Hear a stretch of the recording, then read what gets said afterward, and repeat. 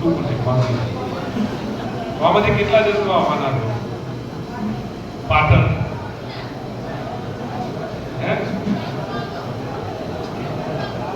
અને એક આવો ને એ 10 લઈને આવો કે 5 ને લઈને આવો એવું આયોજન કરો એટલે એ બેઠે બેઠે આખા જિલ્લાનું આયોજન થઈ ગયું બનાસકાંઠામાં તો ફેટા કરવા પડો ફેટા વગર આવે તો તમારે કેવું થાય જોનમાં આપવાનું છે મોમેરમાં આપવાનું છે સમજી ના આવો મોમેરું મેં ચંદાને ભરવાનું નક્કી કર્યું છે થોડું ઘણું કોક એવી શોભામાં વધારવા માટે બધા ફેટા મળી ના આવજો તમારે દાદાગીરી કરીને કહેવાનું આ બનાસકાંઠા જે અમે ના હોત ને ગુજરાતથી આપણું જાઓ એવું કહેવા વાળા તમે છો કહેવા માટે શાંતિ પોલીસ તમે તો આવજો બરોબર ને એ થોડું બધું થકવા ચૂંટણી ચાલતી છે મારી જવાબદારી પાલન દોડતા દિશા એ બાજુ ફરવા એ તરત તારા વ્યવહારમાં બાપરમાં તો લઈ જાય કે એની ચિંતા તમે ના કરો બધું ગોઠવી જોઈએ ગોઠવી જવાથી શું નીકળ્યું બાપરવાળા ચિંતા કરો બાય ઇલેક્શનમાં તમે અમારી આબરૂ લેશો પહેલી કેનેડી આબરૂ લેશે પછી આખા ગુજરાતની પછી અમારી બધું પાર્ટી જે મૂકે બાબર વિધાનસભામાં માઇનસ લેવાય આપણું કરી જાય તમને બધાને કહું છું બાબર વિધાનસભાના લોકો કેટલા બેઠા છે બાપ તમને હું કહું છું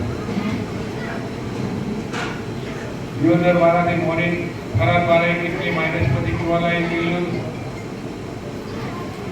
બરોબર ડીસા વાળાએ શું કર્યું મોને વાળાએ શું કર્યું બધા એટલા બધા જાગૃત રહ્યા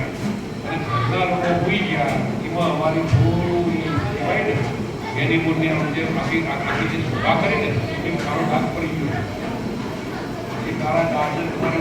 ક્યારે એ નીકળે ક્યારે આ ખાલી જગ્યા પડી જાય ને એની ભાઈ જેટલા મતથી જીતે એના કરતી તમે ડબલ મતથી ચૂંટણી જીતાડો તો તમારા બનાસકાંઠાનો તમારા એમપી તરીકેનો તમારા વિસ્તારનો મત પડે બાકી મત પડે નહીં આપણી વાત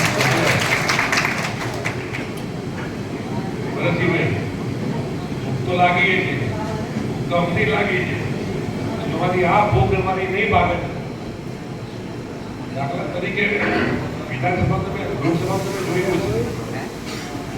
मोदी ने सामने बेसीने राहुल जी कहूँ अब 2027 में गुजरात को पी रहेंगे कैसी हिम्मत क्या खुली तो आखिर आपने मतलब चुकी तो मोटी तो એટલે રાહુલજીની હિંમત ખુલી જો પેટા ચૂંટણી ઉપર તમે ડફો કર્યો તો પાછી અસ્તિત્વની તો અસ્તિત્વની તો આબરૂમાં વધારો કરો તો શું કરાય એની ખાલી પડેલી જગ્યા પર પૂરવી પડે આપણી પાર્ટીની પૂરવાની તો સર